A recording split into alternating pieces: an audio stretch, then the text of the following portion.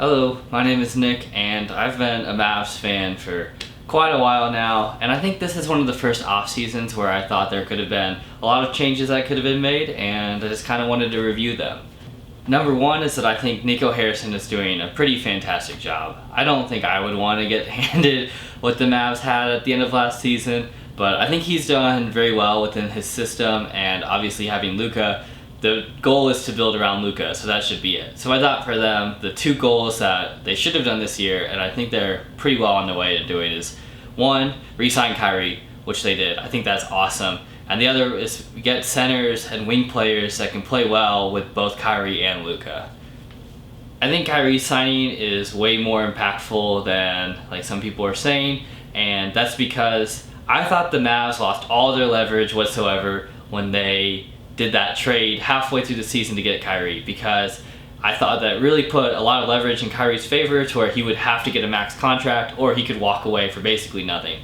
So the fact that they were able to re-sign him was a huge improvement, I thought. And then on top of that, they were able to get him on a not max contract. So yeah, I thought that was really strong for them, and it allowed them to do a lot of things that in free agency that I think that they've really benefited from. I thought the draft was really interesting. I am a Kentucky fan, so I really like Cason Wallace, but I understand that you probably don't need another guard, you need an athletic center, and I thought that's what they got with Derek Lively, and they also were able to let go of Davis Bertans, which I thought was another upgrade.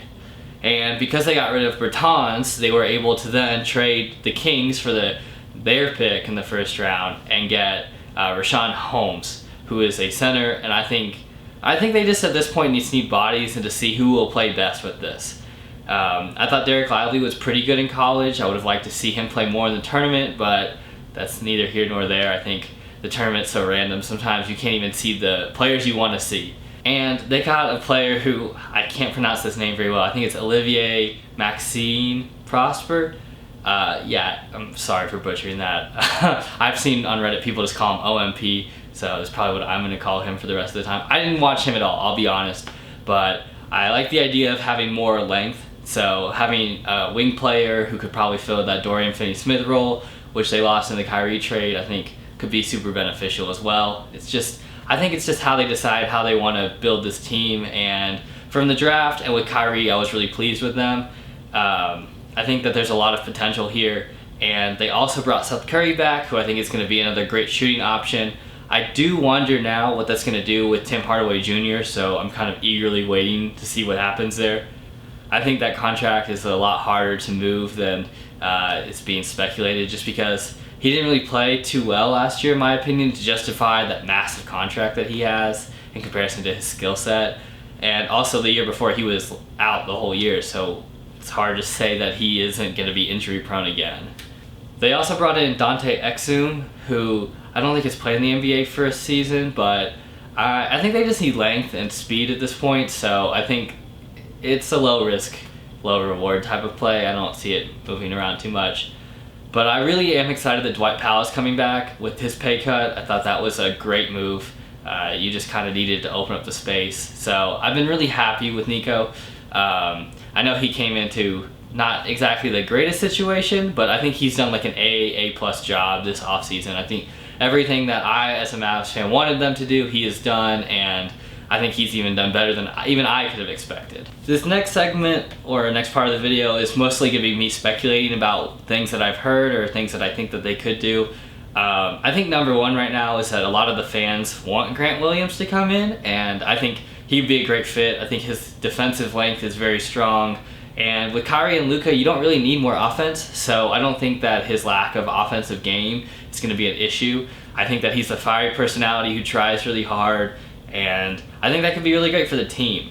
Maybe on the opposite side of personality is DeAndre Ayton, who I thought we heard like a lot more at the beginning of the offseason than we do now. It really does seem like Phoenix is willing to try out their big four and just try and see how it works. But I think that Ayton could be a really big help to the Mavs, just in terms of not only rebounding. I think he's a great rebounder, which they desperately needed in some games last year. And also, I think his offensive presence would be enough to help Luka and Kyrie get creative. They could throw alley-oops, they could set screens with him.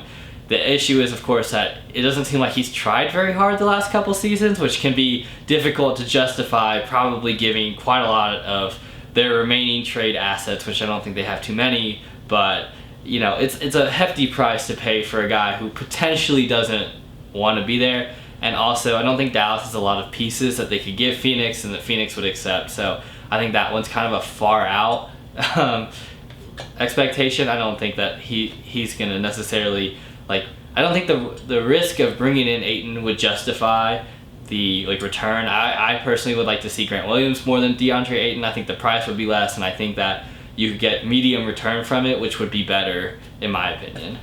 And one of the last pieces I'm very interested to see how Nico uses or doesn't use is Tim Hardaway Jr. I know he's been mentioned in quite a lot of trades and in tweets and all the other stuff.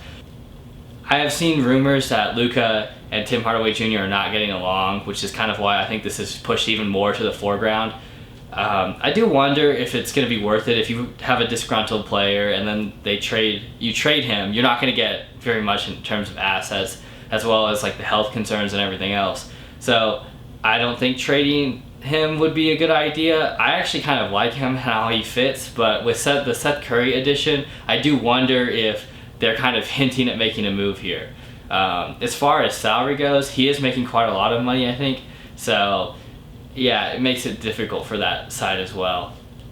But anyways, I think overall I give Nico an A for both the draft and re-signing Kyrie, and I think that if they get another free agent and they build the team even more, that's just more to give Nico. But I think so far, like, if the team is like this until the start of the season, I'd be pretty happy.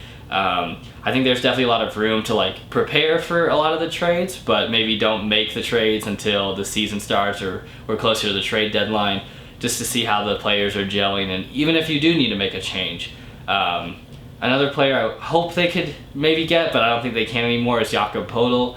I think that would be a really cool piece, but I just don't think it'll happen. So anyways, those are my thoughts on the Mavs offseason. Let me know yours. Okay, bye.